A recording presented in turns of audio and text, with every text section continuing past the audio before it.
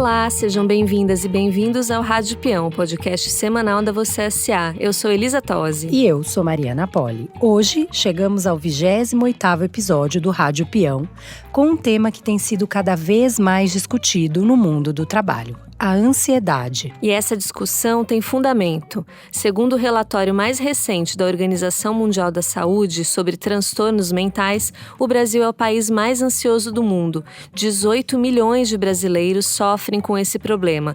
Isso corresponde a 9,3% da população.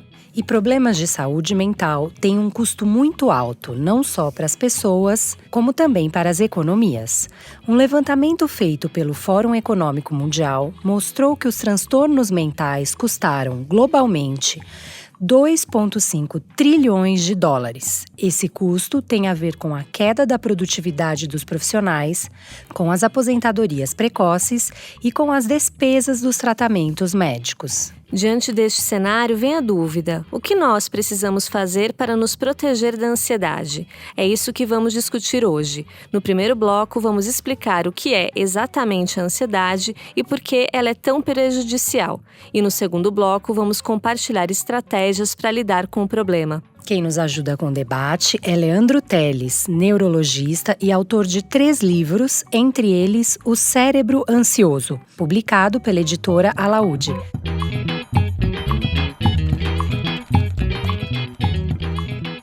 Doutor Leandro, é um prazer tê-lo conosco. Bem-vindo. O prazer é todo meu. Eli, Mari, estou à disposição de vocês. Adoro esse formato de podcast e convido aí os nossos ouvintes a debater um pouco sobre esse importante tema em saúde pública, né? Legal, doutor Leandro. Obrigada pela presença. E para a gente começar aqui a nossa discussão, eu queria dar um passo atrás, na verdade, e perguntar para você o que é exatamente a ansiedade. Como é que a gente pode definir essa sensação? Não é uma sensação fácil de definir, existe um certo grau de subjetividade nisso. E é muito importante entender que a ansiedade não é sempre doença. A ansiedade é uma ferramenta de enfrentamento, é um presente da nossa evolução, só que às vezes ela sai de prumo, ela sai de regulação e acaba se tornando um transtorno. Então a primeira distinção é ansiedade normal, que todo mundo tem e precisa ter. Então a ansiedade normal é aquele conjunto de alterações psicológicas, físicas e intelectuais que acontece antes do risco, de alguma coisa nova, diferente. Então a gente fica hiperfocado no problema, nossa pupila dilata, nosso coração bate mais rápido, a respiração fica mais curta. Esta alteração física e mental, que geralmente se associa a uma sensação de medo, de insegurança, ela é positiva, para ela te proteger.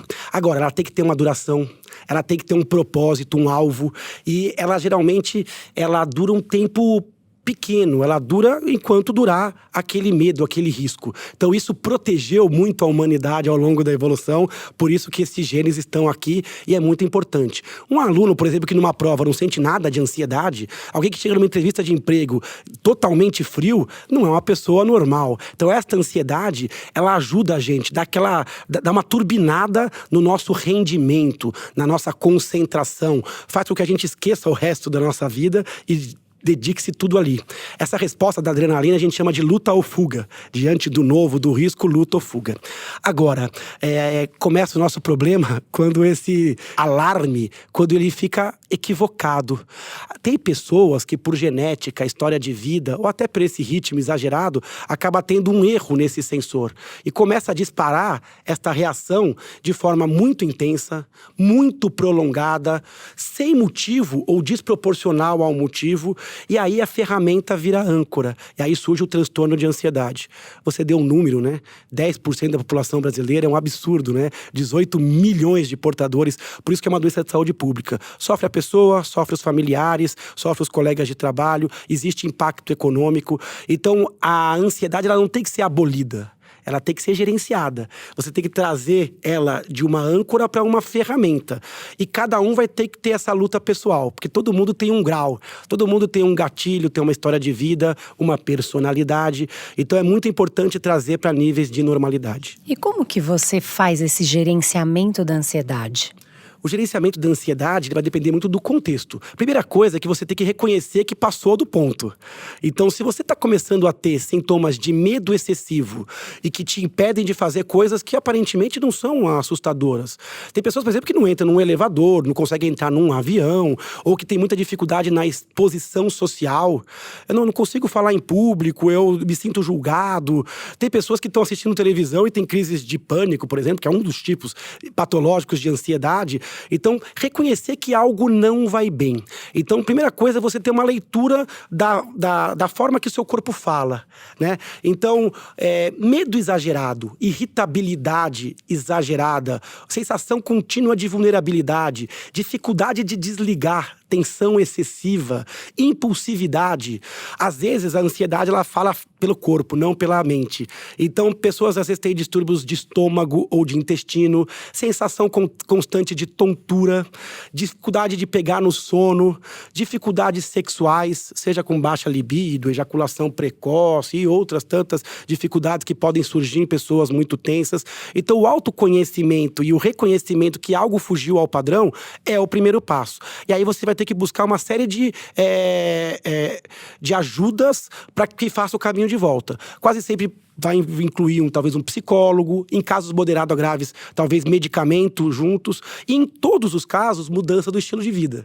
Porque você carrega uma vulnerabilidade, uma genética, mas existe alguma coisa no ambiente ou no seu ritmo de vida, e a gente não aprendeu isso, né? A gente aprende a ligar, a conectar, a gente aprende a ficar cada vez mais multitarefa, cada vez a gente rifa mais o nosso ciclo sono-vigília, a gente exige que o nosso cérebro desperte muito precocemente, vai se desligar muito tardiamente. Então você vai ter vários pontos de ação que vai envolver relação com a tecnologia, relação com as pessoas que estão ao seu redor, porque a gente recebe muita influência de quem a gente segue, de quem a gente anda. A gente vai ter que aprender a respirar, a gente vai ter que aprender a meditar, a esvaziar a cabeça, a fazer escolhas saudáveis, a manter uma boa atividade física. Então o caminho de volta, ele é árduo, ele tem que ser contínuo, porque não vai ser só uma, 2 semaninhas, você vai ter que mudar, mas é possível que você saia da ansiedade melhor do que entrou. Porque ela vai te cobrar eventos de saúde, eventos de sustentabilidade pessoal, eventos de tornar-se uma pessoa renovável, capaz de exercer o que você faz, mas por longos anos. Ainda mais agora, né? Com a reforma da Previdenciária, talvez teremos que trabalhar até muito tarde. Então a gente tem que durar a vida inteira, o nosso corpo e o nosso cérebro. Até porque, na prática, o que acontece? Pessoas ansiosas que não controlam bem a ansiedade acabam fazendo o quê? Acabam usando de substâncias, álcool para relaxar, ou cigarro, outros vícios e compulsões. A ansiedade não é só uma sensação desagradável. Ela pode levar também a um comportamento ou de esquiva ou de compulsão, de coisas que você faz ciclicamente que não te faz bem. Alguns exageram em cafeína ou em calmantes. Então é muito importante fazer o caminho de volta. Você entrou nessa questão dos medicamentos, dos calmantes. Eu ia até fazer uma pergunta sobre isso, porque a gente percebe no mundo corporativo, é frequente as pessoas se automedicando e vira até uma piada. Ah, tem uma crise, eu trouxe o Rivotril na bolsa, eu tenho uma apresentação, toma Propalanol. Então você vê que essas coisas acontecem, né, nas empresas. As pessoas estão se automedicando e estão se medicando para tentar gerenciar essas crises de ansiedade, enfim. Parece uma normalização do problema, né? Sim. A pessoa não percebe que se ela está tomando 12 comprimidos por dia, como a gente já ouviu de alguns executivos, que tem algum problema aí. Porque hoje a gente está nessa sociedade da expectativa, da alta demanda, dos homens que são super-heróis, mulheres que são super-heroínas também. Então todo mundo tem que entrar nessa piscina de adrenalina e cortisol e sair belo. Então isso é absolutamente impossível. E aí as pessoas, para não demonstrar nenhum grau de vulnerabilidade, elas acabam se automedicando.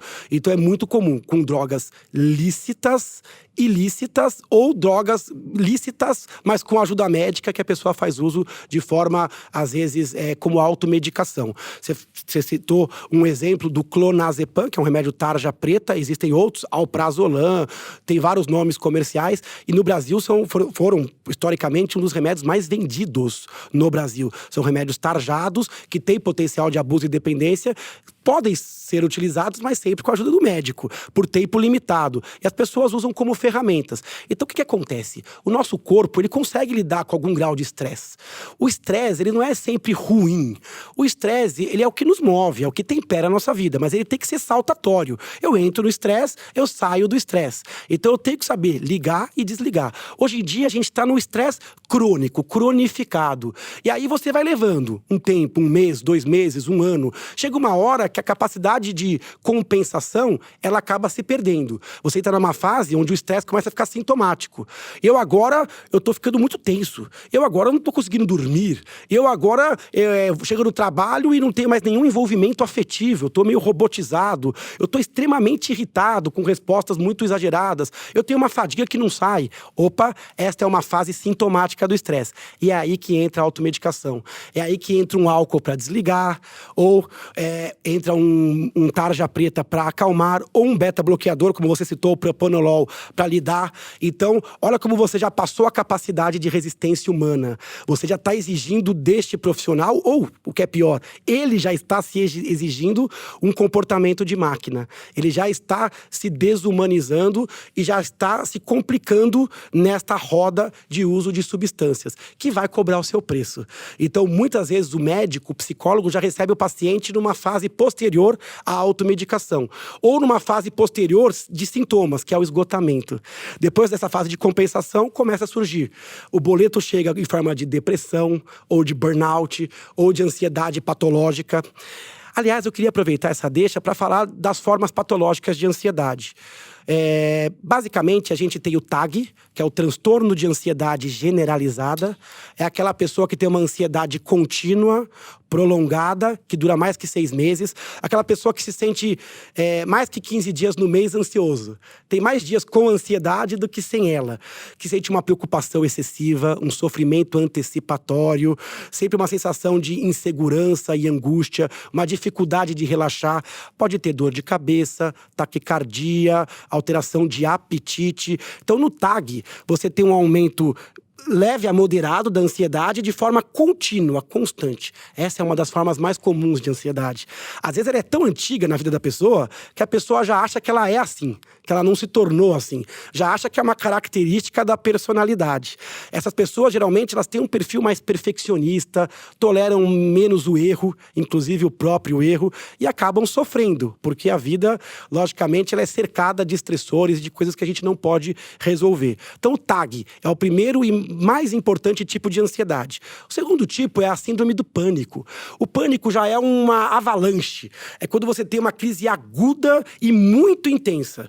Se o TAG é um mar revolto, o pânico seria uma onda muito grande de ansiedade, onde a pessoa vai do 0 ao 100 em poucos minutos. Então ela começa a ter uma sensação de morte iminente, ou de que o coração vai sair pela boca. Ela pode ter a noção, a impressão que está tendo um infarto, ou um derrame, ou uma arritmia. O coração palpita, aperta, a mão treme, congela. Ela pode ter uma sensação de que não está controlando o corpo, ou que está saindo do corpo. A gente chama isso de despersonalização. Ou uma sensação de que o mundo está ficando esquisito, de irrealidade, de que está num filme ou num sonho, e de que as coisas estão andando num ritmo de uma forma diferente, o que a gente chama de desrealização. Então a pessoa pode até achar que está enlouquecendo, porque ela começa a não conseguir controlar, e esse sistema autonômico simpático, que quem estudou pro Enem já lembra, né, do parasimpático e simpático. O simpático é da adrenalina, que aquece o corpo, ele começa a ficar desregulado. Esse é o pânico. Então, o TAG crônico, aumento discreto, mas mantido. Pânico, crise aguda e avassaladora. E a pessoa sai da crise e passa a morrer de medo de ter a crise de novo. Medo de passar mal, medo de perder o pânico do pânico. O medo em ter medo. Isso leva a um sintoma que é a agorafobia, que é a evitação de locais onde ela não tem escapatória, não tem saída. Isso vai começando a cercear a liberdade, a autonomia da pessoa. Mas tem outros tipos de ansiedade. Fobias. Quando você tem um alvo, pode ser por um animal, por uma tempestade, pelo carro, pelo elevador, computador. Pode ser pelo chefe? Pode ser pelo chefe e pelo trabalho também. Eu tenho pacientes que já tem aquela síndrome do domingo, né? Que começa a sentir-se mal antecipatoriamente, porque segunda-feira vai voltar para aquele local onde tem muito desconforto. Ao chegar próximo do trabalho, mesmo antes de adentrar, ele já começa a sentir, e ali ou ele dissocia, ou ele robotiza, ou ele sofre. Então, com o tempo, ele vai robotizando, que é o quê? Ficar distante afetivamente, às vezes mais irônico, cínico, às vezes muito apegado a rotinas e a métodos, e ele vai perdendo o prazer em fazer algo que ele achou que nasceu para fazer. Então você pega uma pessoa talentosa e massacra por tanto tempo que ela passa a ter ojeriza. Ela quer ver qualquer coisa menos o seu computador, a sua sala, o seu cliente. Isso é uma dos sintomas do burnout, do esgotamento profissional. E às vezes pode acontecer com uma pessoa, pode acontecer com um chefe, ou que assedia moralmente, que humilha, que coloca em situações constrangedoras, ou que acaba tendo que colocar metas absolutamente inalcançáveis, ou que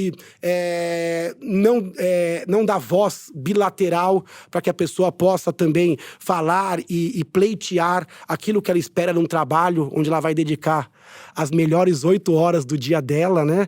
E os melhores anos da vida dela, porque isso é o trabalho.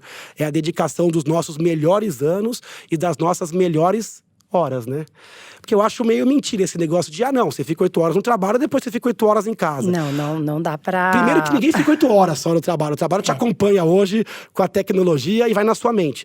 Fora que essas horas que você dá ao trabalho, elas são muito mais preciosas. Você tá descansado, você tá animado. Eu acordo de um jeito, aí o trabalho me devolve pra minha vida muito mais angustiado, desgastado, cansado. A fobia, ela pode ser geral, tipo a fobia social, ou pode ser específica, tipo a fobia por aranha. E é muito comum os quadros fóbicos. Outros tipos de ansiedade tem o TOC, transtorno obsessivo compulsivo, onde a pessoa desenvolve rituais para lidar com esses pensamentos que ficam entrando e angustiando a pessoa. Compulsões podem ser um tipo de ansiedade. Síndrome do estresse pós-traumático. Já ouviram falar na síndrome do estresse pós-traumático?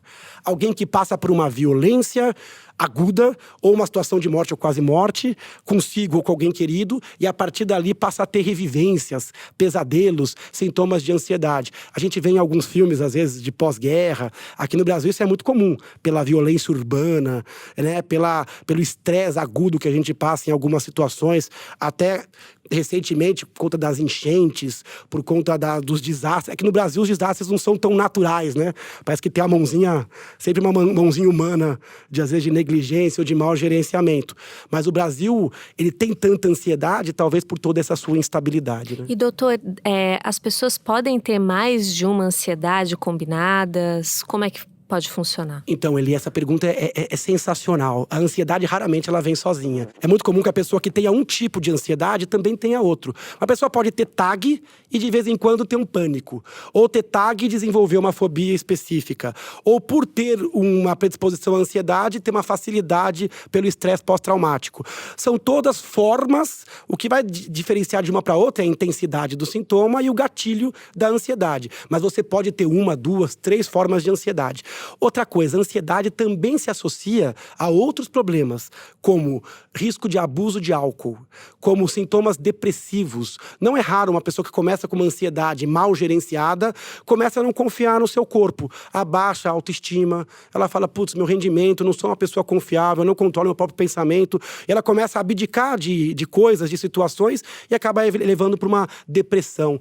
Então, às vezes a ansiedade, ela é a porta de entrada para outros problemas, inclusive físicos. A gente tem pessoas que, às vezes, por ansiedade, acabam elevando a pressão arterial, tendo dificuldade de controlar o colesterol. Ela é uma causa importante de obesidade, porque entra nesse ciclo de compensação. Então, a ansiedade ela tem que ser vista como doença per se. E como doença per se, ela é uma doença importante, grave, sempre no rol das 10 doenças mais incapacitantes do mundo pela OMS, e ela também pode ser uma janela de oportunidade para adentrar outras doenças clínicas. Até doenças de imunidade. Todo mundo deve ter percebido que quando você está muito estressado e a ansiedade amplifica o estresse, pode aparecer um herpesinho, uma infecçãozinha urinária, uma gripe. Alergia, pele coçando, perebas. Exato. Exatamente. O cabelo cai, a unha fragiliza. Porque quem controla o corpo, o sistema imunológico, a cicatrização é o cérebro. Se o cérebro não está bem, se ele está esgotado, é natural que, pensando naqueles malabaristas que equilibram pratos, né? Que se ele está sobrecarregado, é natural que alguns pratos caiam. E esses pratos serão eventos de saúde física e psicológica, que vão poder nublar a sua biografia. Então, a ansiedade doença excessiva, desmedida, pode alterar a biografia de uma pessoa. E, doutor, na pesquisa da OMS que a gente citou no começo do programa, tem um dado ali que fala que as mulheres são a maioria entre os brasileiros ansiosos. Existe realmente uma diferença entre os sexos? Essa diferença ela é real, ela é vista no Brasil e em todos os outros trabalhos. É muito raro um trabalho que equipara. Então, a mulher ela tem mais diagnóstico de ansiedade, principalmente no TAG. Eu falo TAG, já é uma sigla, transtorno de ansiedade generalizada, essa forma comum de ansiedade, no pânico, no estresse pós-traumático, apesar do homem também ser exposto por muito trauma, como esses traumas de guerra e de violência urbana, né, principalmente entre militares, policiais. Agora, no toque, por exemplo, essa diferença é menor. O toque já é quase 1 para 1. Então depende de que tipo de ansiedade você está falando, mas de modo geral, como grande doença, ansiedade, a mulher ela é mais ansiosa. Isso deve ter determinantes, primeiro, genéticos, segundo, hormonais. Então, a oscilação hormonal na mulher, colocando o pré-menstrual, a gravidez, o pós-parto, a menopausa, essas situações com mais franca oscilação hormonal. E o cérebro ele é cheio de receptor para estrógeno. Acho que muitas mulheres que estão nos escutando percebem alteração na sua performance, às vezes com sintomas mais depressivos, disfóricos, com mais irritabilidade, com mais ansiedade no pré-menstrual. Também muitas mulheres que ainda não consolidaram a menopausa devem perceber isso, que ficam mais à flor da pele. Então a questão hormonal é muito importante, mas também existe uma questão social e sociocultural, onde a mulher também ela é cobrada excessivamente com uma expectativa elevada com relação à estética, cuidado de casa, trabalho fora, cuidado com os filhos. Então ela frequentemente ela sofre por uma culpa contínua a despeito da sua múltipla tarefa. Não raro ela executa trabalhos com menor valorização, apesar do empenho, como é o trabalho domiciliar, ainda no Brasil isso ainda é bastante frequente.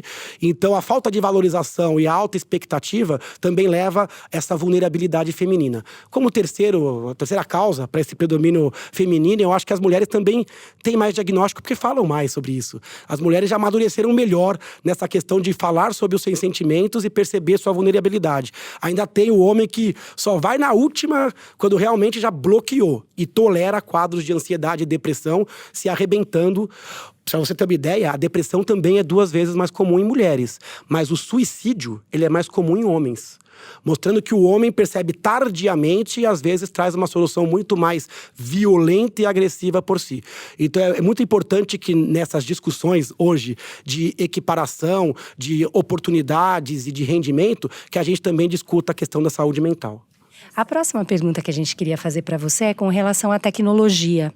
Hoje a gente tem um uso excessivo, né, de tecnologia, celular o tempo inteiro, fica no computador, leva o trabalho para casa. A tecnologia piora os quadros de ansiedade? Eu acredito que a tecnologia mal gerenciada com certeza piore, né? Então, o mau gerenciamento é a palavra, porque a tecnologia por si, ela não piora a ansiedade. Talvez até melhore em alguns casos, porque facilita alguns processos, desburocratiza algumas coisas. Tem gente que consegue até relaxar. Hoje em dia tem até aplicativos que a pessoa se vigia, se monitora e tal. Agora, como é a tecnologia tem uma progressão muito rápida, agora a gente tem no nosso bolso absolutamente todas as ferramentas de entretenimento e de resolução. Então, se você não conseguir evitar que haja uma overdose de estímulos, a sua ansiedade vai piorar. Por quê? Porque com a tecnologia de internet em qualquer lugar, né? Então, depois que a gente tirou o fio e começou realmente a democratizar a internet, você é localizado a qualquer momento. Sim. Qualquer tipo de apito, de iluminação, pode ser desde uma propaganda inútil até alguma informação que muda a sua vida.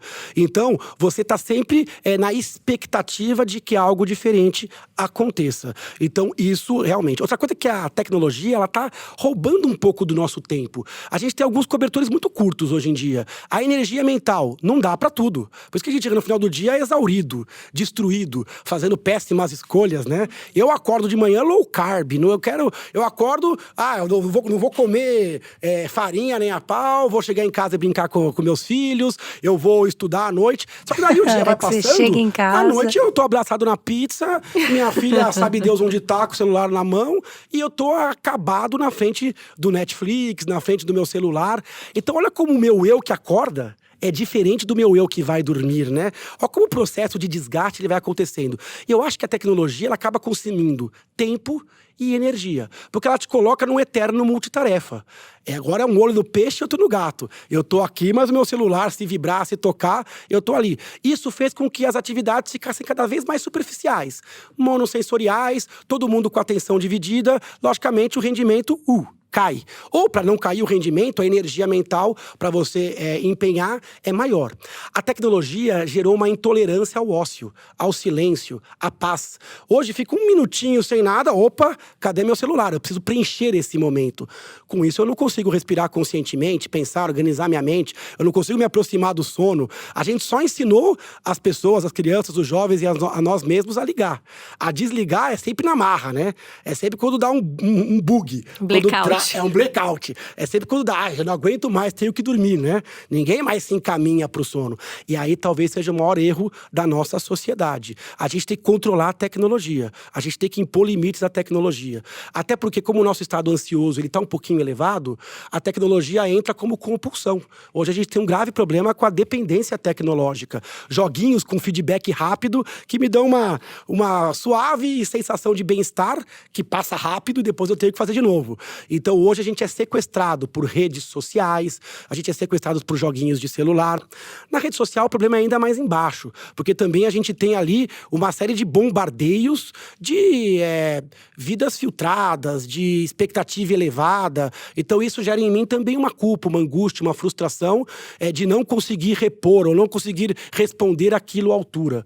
Outra coisa é a banalização da crítica, né? Hoje em dia com as redes sociais todo mundo tem voz, todo mundo tem opinião, e a gente julga, às vezes, sem chance de resposta, baseado num detalhe de uma imagem, de uma frase. Então, essa hipercrítica só alimenta essa intolerância que a gente vive ao erro. Quando você erra, todo mundo te aponta e é o fim do mundo. Quando você acerta, não fez mais que a obrigação, bora acertar mais vezes.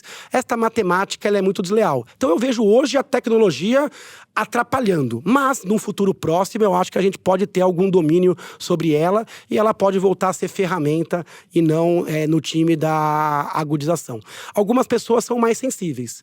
E eu queria destacar aqui no nosso podcast as crianças, para a gente tomar cuidado com relação à exposição precoce e excessiva de telas. Recentemente saiu até uma determinação da Sociedade de Pediatria com relação aos riscos inerentes a essa exposição tão precoce e tão incisiva, porque depois a migração para o mundo real ela é complicada, porque a velocidade do lado de cá é diferente, as relações pessoais são diferentes do lado de cá.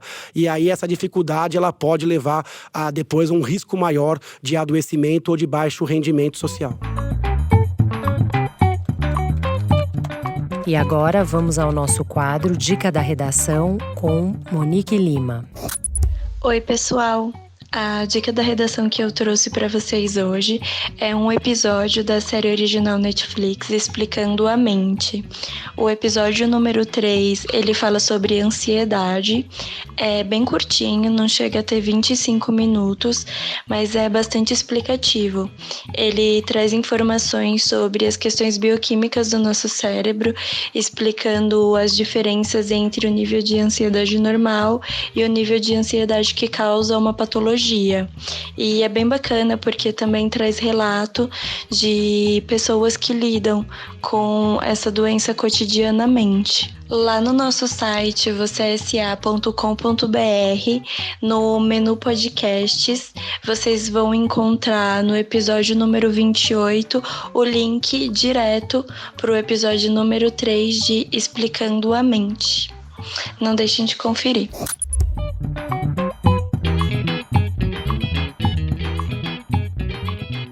No primeiro bloco, a gente explicou quais são os sintomas da ansiedade e por que estamos cada vez mais ansiosos. Agora, a gente vai discutir o que pode ser feito para enfrentar esse problema.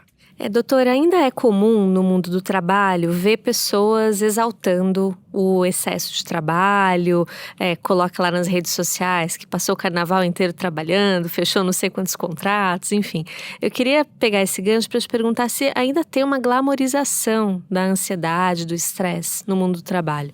Com certeza. Acho que pós-revolução industrial, a gente passa por uma glamorização do estresse, onde as pessoas que parece que enfrentam de frente acabam sendo vistas como heróis, né? Eu me sacrifiquei, eu vesti a camisa, eu deixei de cuidar de mim para cuidar de um bem maior.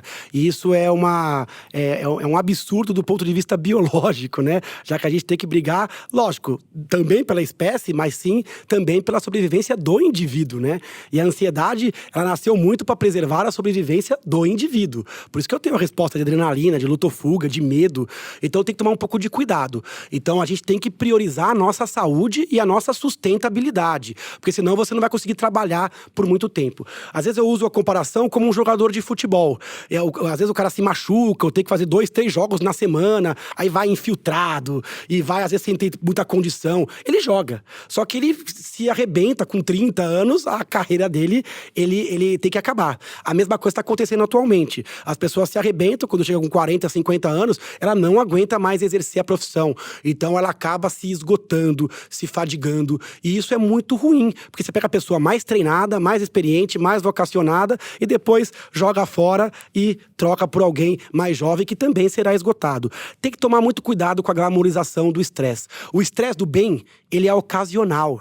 E é bom que seja. É como se fosse salgar uma salada, ou usar uma pimenta numa comida. Um pouco é bom, muito estraga. O estresse demasiado, crônico, excessivo, ele estraga a saúde. Leva a mais cortisol, mais adrenalina, envelhecimento precoce e uma série de doenças físicas, mentais, ocupacionais. Então o estresse ele tem que ser controlado. E tem que ser controlado diariamente. Aí que muita gente se engana. Eu vou me arrebentar de trabalhar agora e lá na frente, quando eu me aposentar, eu descanso. Não adianta. Porque a saúde a Inês é morta. O leite já derramou agora. O melhor dia para descansar é ainda hoje. Então a gente tem que trazer um pouquinho de vida para dentro do trabalho, um pouquinho de descanso, um pouquinho de paz, um pouquinho de humanidade, porque a gente não quer mais robô. A gente já está cheio de robô. O robô automaticamente já está entrando no mercado de trabalho. A gente está precisando de pessoas humanas, ponderadas, que saibam decidir e que tenham condições afetivas de decidir. Eu quero hoje um profissional que fique comigo por muito tempo, não por pouco tempo. Eu não quero ter que treinar outro cara. Com o burnout, com o esgotamento, com a ansiedade, perde todo mundo. Perde o indivíduo que está doente, perde a empresa, que vai ter problemas jurídicos, vai ter que treinar outra pessoa, selecionar outra pessoa, e perde a sociedade como um todo, com um monte de gente afastada, com a previdência quebrada. Então ninguém ganha esgotando bons profissionais. Então tem que ter uma reversão nessa glamorização. O estresse do bem é aquele estresse que combate o ócio. Mas o estresse que esgota, esse é o estresse do mal. E esse, a gente tem que começar a valorizar aquela pessoa que sai no horário que tem que sair, que volta renovada, que chega com uma ideia social ou de descanso, de modo a todo mundo render com mais qualidade. E não só mais quantidade, nem por mais tempo agora. É mais tempo esparramado. Então, eu acho que essa mudança tem que ocorrer. E nos meus livros, a gente bate muito nesta tecla. Essa coisa, todo mundo consegue correr mais. Todo mundo consegue fazer mais. Mas vale a pena fazer mais por tanto tempo, por tantos meses e anos, ou por uma coisa que não vai mudar? Um carro pode chegar a 300 km por hora, mas ele não vai manter-se a 300 km por hora. Ele vai reduzir para fazer curva. Então essa inércia da glamorização do estresse é um veneno da atualidade. A gente tem que começar a ensinar a desligar, a desligar constantemente, com tarefas mais curtas, objetivos atingidos, com valorização do objetivo, que é a pauta positiva, o feedback positivo mais rápido, e com a recuperação da energia mental antes do próximo passo. Isso é absolutamente fundamental. E não é só para a questão emocional, é para a questão intelectual também. A criatividade depende disso, a concentração depende disso, a memória depende disso, a tomada de decisões depende disso. Um profissional esgotado, ele é ruim fisicamente, ele é ruim afetivamente e ele é ruim intelectualmente também. Nos últimos 2 anos, o INSS ele concedeu mais de 74 mil benefícios por afastamento no trabalho a pessoas com diagnósticos de transtorno de ansiedade. E a gente vê já algumas empresas se preocupando em criar programas de saúde mental. Ainda são poucas, mas tem. E eu queria que você dissesse quais são as iniciativas mais recomendadas, né, que as empresas podem fazer no sentido de evitar que seus funcionários fiquem tão ansiosos, esgotados e até desenvolvam patologias por conta disso. É curioso isso, né? Porque na hora da seleção, parece que a gente até valoriza um pouco a ansiedade. A pessoa com uma leve ansiedade, com uma personalidade mais ansiosa, ela fica mais entusiasmada, ela é rápida, ela é uma pessoa que às vezes fala, tolera menos o erro. Então, na seleção, parece que um pouco de ansiedade é quase uma qualidade, né? Só que depois, quando você leva essa ansiedade para um nível patológico, aí você tem esses números. Aliás, o número de afastamentos é baixo. Olha como é curioso, né? É muito para quem paga, que é o sistema de saúde, e é pouco para quem recebe, porque tem muita gente que não tem o seu benefício aceito por conta de ser um transtorno mental de dificuldade de comprovação e tudo mais. Então, a sociedade só resolve essa equação com prevenção. É prevenindo, né? Quando você vai fazer uma entrevista de emprego, é muito comum. Fala um defeito seu. Pessoal, sou perfeccionista. Esse é um defeito aceito, né? Eu sou ansioso. É um defeito que a gente aceita. Porque essa ansiedade parece que dá uma nuance positiva. Então, essa ansiedade ela tem que ser alimentada dentro da empresa, mas como ferramenta. Agora, se a empresa começar a querer consumir, querer beber na fonte desta ansiedade, você é ansioso, você é entusiasmado, você executa rapidamente, então eu vou te colocar uma meta faraônica, eu vou te dar um feedback quando você escorregar, porque eu sei que você é sensível à queixa de erro, porque você é perfeccionista. Então é muito comum que você mude a regra do jogo uma vez que o profissional está lá dentro. Primeira coisa importante, pensar em saúde mental. Segundo, pensar preventivamente. Na sua empresa, você tem 100% das pessoas que têm risco de ansiedade, depressão e burnout. Não é uma ou outra. Todo homo sapiens sapiens, todo primata que tem um cérebro na cabeça, pode ser esgotado, pode ficar muito ansioso. Então, primeiro, criar canais de comunicação alternativas, que a pessoa que estiver sentindo alguma coisa tenha com quem falar, para onde ir e tudo mais. Segundo, criar informação, para que a pessoa entenda que o que ela está sentindo pode ter uma gênese, uma razão, uma conexão com alguma coisa do cérebro. Porque as pessoas não sabem isso. E aí você consegue fazer isso com informativos, com palestras, com cursos e tudo mais. Outras coisas que aí são intrínsecas ao trabalho. Redução de burocracia. Burocracia é uma coisa que esgota. Serviço que tem pouca autonomia. A baixa autonomia destrói o profissional. Mecanismos de gerenciamento do assédio moral. Isso é uma coisa extremamente frequente. Tem empresas que têm cultura do estresse. Tem empresas que têm uma menor cultura do estresse. É importante reconhecer se a sua empresa é esta ou não. É importante reconhecer os seus riscos. Jornadas respeitadas, né? Porque você, às vezes, coloca até de uma forma velada, né? Mas não sei quem fica um pouco mais. Não, mas essa hora que você fica mais, ela é remunerada. Tá, já que é remunerada, então que se dane a questão afetiva, emocional ou cerebral. Tem que tomar cuidado. Quando a gente trabalha, a gente quer trocar tempo por dinheiro, mas quer ter uma outra coisa atrás disso, que é satisfação pessoal. Na prática, a gente perde a satisfação pessoal e paga em uma outra moeda, que é na saúde. A gente troca o nosso tempo e a nossa saúde por dinheiro. E esse dinheiro não vale a pena, porque esse dinheiro não compra a saúde de volta, nem compra os seus melhores anos, nem sua melhor vida. Então cabe ao empregador escolher adequadamente aonde se encaixa, mas cabe ao empregado e cabe ao empregador também colocar as peças nos lugares certos, colocar um clima adequado, criar programas de atividade física, programas lúdicos, programas de valorização individual, programas e sistemas que impeçam que mesmo que o cara queira, ele consiga trabalhar mais, porque às vezes ele fica constrangido de não trabalhar mais, aí você bloqueia o cara e pune quem faz acima da média. Tudo isso tem que partir dessa bilateralidade. Mas a sociedade também precisa mudar, porque a sociedade ela teme essa questão de mostrar vulnerabilidade ou questionar. Ainda mais num país como o Brasil, que existe uma força oculta, que não é tão oculta hoje, que é o desemprego.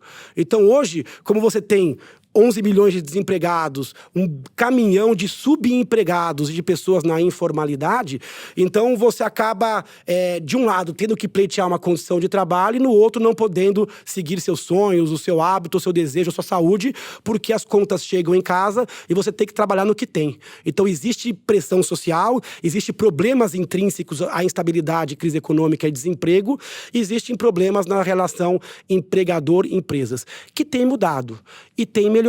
A gente vê muita iniciativa, eu vejo hoje uma fase de franca transição nesta relação empregado-empregador. Por quê? Porque hoje a empresa não ganha mais explorando o funcionário, principalmente um funcionário intelectual. É que a gente passou por uma fantasia de que realmente o cérebro daria para tudo. Daria conta, né? Daria conta. A gente caiu naquele conto de que só usa 10% do cérebro. Sim. Então tem 90% pra gente ainda puxar.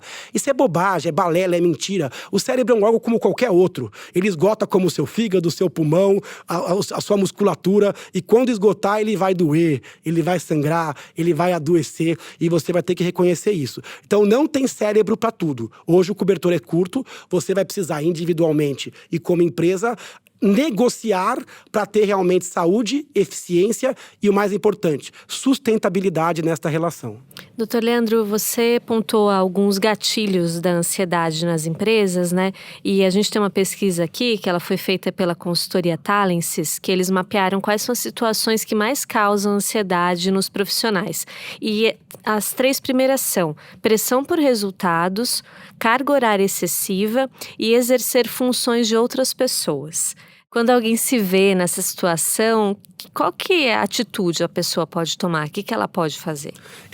É extremamente complicado, porque seria romântico falar, não, vai atrás dos seus direitos. Fala com o seu chefe. Fale não, diga não. É igual pegar alguém com uma crise de pânico e falar, se acalma. Pô, eu sei, mas é uma coisa que não tá na minha mão, né? Pegar alguém com insônia, durma, né? Por que você não dorme? Por que será, né?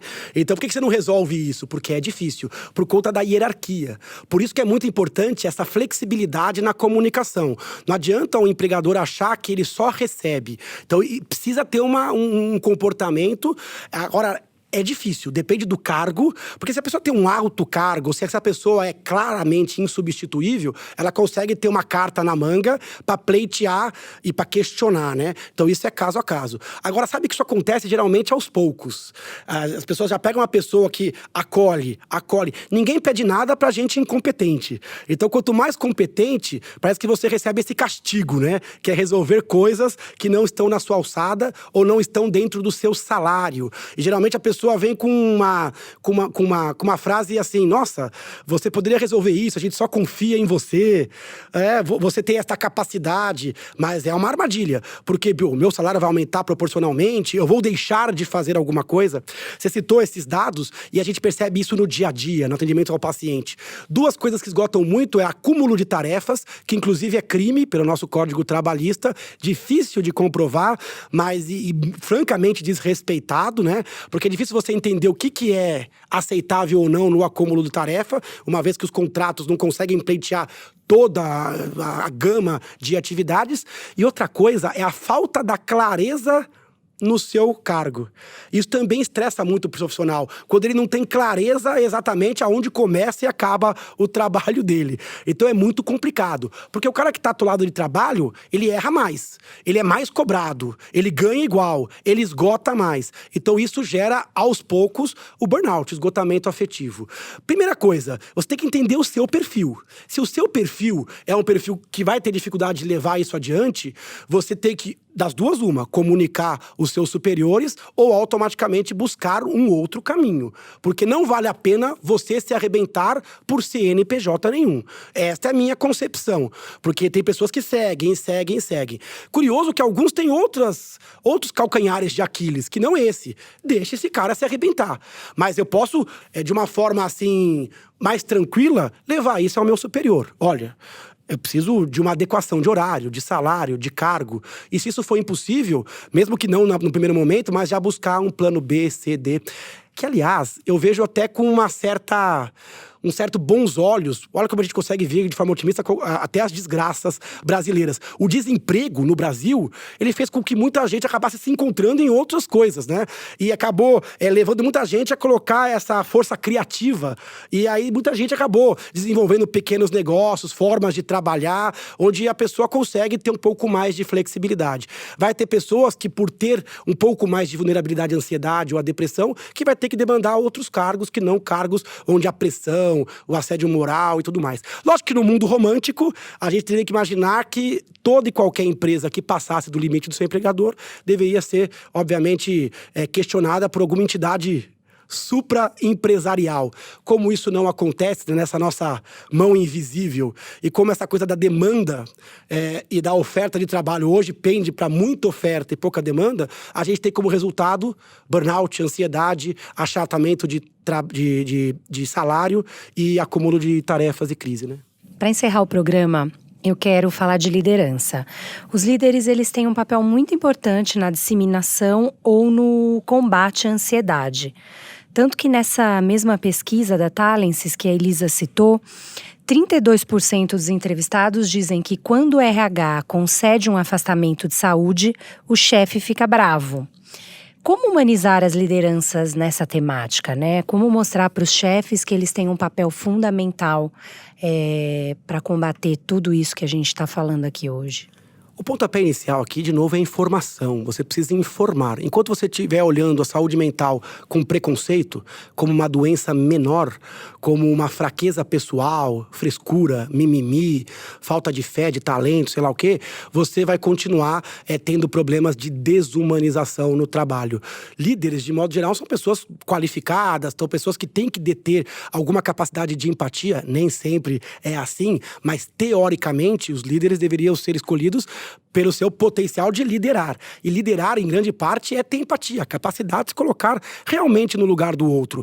Não olhar o mundo do outro sob o seu prisma, mas olhar o mundo do outro sobre o olhar do outro, com as suas fragilidades, com as suas vulnerabilidades. Hoje eu vejo muito líder também ansioso, também depressivo, e parece que ele só toma maturidade depois que ele passa na pele, né? Até brinco, uma das páginas que começam o meu livro sobre depressão é: doutor, eu estou exatamente com aquilo que eu achei que não existia. Então é muito comum o paciente chegar assim e falar: nossa, eu tô com aquilo que eu sempre achei que era frescura, agora chegou a minha vez e não é. O cérebro, ele adoece. Hoje a ansiedade, o burnout e a depressão são doenças orgânicas que têm um sítio, um cérebro, uma causa, alteração de neurotransmissores. É uma insuficiência como qualquer outra, como é a insuficiência renal, cardíaca. Não é a ausência de um exame que faz uma doença ser mais doença ou menos doença. É a possibilidade disso impactar a qualidade de vida. Então, informação é a única coisa capaz de reduzir o preconceito. Olha, você precisa reconhecer no seu empregado. Por quê? Ou no seu liderado, ou no seu par, ou no seu superior. Porque não raro, às vezes você reconhece no seu superior que ele não tá bem, né? Isso é muito comum, aliás, né? Porque esse cara não tá bem, precisamos dar alguma coisa pra ele. Então, essa comunicação, ela tem que tornar a saúde mental um tema de corredor. Ela tem que diminuir o tabu. Outra coisa, você citou uma coisa importante, essa coisa do RH e de vazar a informação de que o afastamento foi por uma causa. Isso tem que ser combatido. Na verdade, a pessoa fala sobre o motivo do seu afastamento se ela quiser. A lei ampara o segredo de saúde individual. Mesmo a colocação do Código Internacional das Doenças, que é exigido por alguns RHs, isso é bem questionável, porque já neste código um segredo que é um segredo pessoal, que não precisa sair da relação médico-paciente. Porque senão se torna, como, entre aspas, produzir provas contra si. Você fica estigmatizado. Estigmatizado. Olha, e aí você vira café com leite e tal. Cuidado. Isso. Primeiro, tem que falar que a ansiedade é uma doença como qualquer outra. Top 10 das mais incapacitantes do mundo. Colocando todas, tá? Infecciosas, cardíacas, top 10. É doença real. A depressão é a primeira, tá? E o burnout está chegando também a passos largos com relação a isso. Então, se você não colocar essa comunicação com clareza, com simplicidade, e fazer o líder entender que vai ser mais fácil liderar pessoas saudáveis, que vai ser melhor liderar pessoas saudáveis, e que isso também vai repercutir na sua saúde. Tem aquela história de que você é o resultado das pessoas que você convive, né? O Jim Rohn, americano, falava isso. Você é o resultado das 5 pessoas que você mais convive. Então, que tal ter pessoas saudáveis e felizes ao seu lado, né? Minha avó falava diferente, diga-me com quem andas e eu te direis quem és, né? Então a gente tem uma influência pessoal um no outro. Isso também contamina o nosso trabalho. Eu acho que nenhum líder em sã consciência quer pessoas esgotadas. Nenhum líder em sã consciência quer pessoas desmotivadas. Todo mundo quer pessoas com o seu melhor, com a sua melhor energia. Então, que tal cuidar da humanidade delas, né? Então, se isso ficar claro, automaticamente você reverte a força onde perde todos. E você passa a ter uma força aonde ganham todos. O problema é que todo líder tem um líder, né? E aí fica dessa coisa… Outra coisa que eu percebo, parece faculdade no trote. Como eu passei trote, parece que eu passo trote no outro. Então a gente vê isso institucionalizado. Eu comi o pão que o diabo amassou até subir. É efeito dominó, né? Dominó. Então você também vai fazer isso. Eu percebo isso no hospital, né? Na minha época, a gente dava trocentos plantões e não comia e não sei o quê. Na sua época, era uma época pior, né? Tava errado, que tal você participar de uma melhora da sua época? E aí você vai repetindo o comportamento, né? Quem não conhece aquelas histórias dos 5 macacos, né? Que sempre na internet, põe lá, conta dos 5 macacos, onde os macacos têm um hábito e vai trocando, até que percebe-se, nossa, como o hábito, ele perde a razão de ser, mas ele continua sendo replicado. O mundo mudou. E se não partir de todas as camadas, a gente vai ter que demorar muito para mudar isso. Vai ter que esperar que hoje a nova geração se torne líder. Mas a gente pode, através da influência, através da comunicação e através de podcasts como esse, que já está se encerrando pelo andar da carruagem, mudar um pouquinho o outro cérebro, que muda o outro cérebro, que muda o outro, gerando uma onda de mais otimismo e de mais saúde mental. Bom, o Dr. Leandro já cantou a bola aqui, então a gente vai ter que encerrar o podcast, mas antes eu só queria ler alguns comentários dos nossos ouvintes. O Cláudio Ribeiro adorou o episódio 27, em que falamos da geração Z. Ele disse o seguinte: 54 minutos de qualidade muito bem empregados. Parabéns pelo trabalho. E a Cíntia Almeida também comentou sobre o episódio da geração Z. Ela diz o seguinte: que episódio repleto de conteúdo bom. Parabéns e obrigado pela excelência no trabalho. Nós que agradecemos pela audiência, Cíntia. Bom, quero agradecer aos nossos ouvintes e também ao Dr. Leandro Teles. Muito obrigada, Dr. Leandro. Já essa discussão dá uma série. Foi incrível você ter vindo aqui com a gente. Obrigada mesmo. Eu que agradeço, é um prazer. São temas que eu sou apaixonado. Queria convidar aí os ouvintes também a conhecer meu material impresso. O livro Depressão Não é Fraqueza, agora de 2019. O livro Cérebro Ansioso, acho que vem muito de encontro a essa pauta. São materiais escritos para leigo. E o Antes Que Eu Me Esqueça. Também nas minhas redes sociais, o meu site, leandroteles.com.br, ou o meu Instagram, neuroleandroteles, pra gente seguir esse caminho, porque daria pra gente seguir essa conversa por quase uma geração, né? E tem ela muito é tema. essencial, né? Ela é essencial e é um conteúdo em construção. Então é muito importante a gente ouvir outras opiniões, outras formas de pensar e raciocinar, porque a medicina, junto com a psicologia, com as ciências humanas e com as pessoas, então a gente está construindo essa nova forma de lidar com a saúde mental, né? É isso aí, obrigada, Dr. Leandro. Esse podcast teve produção de Elisa Tosi. A edição de som ficou por conta do Rafael Bertazzi. A trilha sonora é do Chico Labels. Mande seus comentários nas redes sociais ou nos escreva podcast@vocesa.com.br. Até semana que vem, pessoal.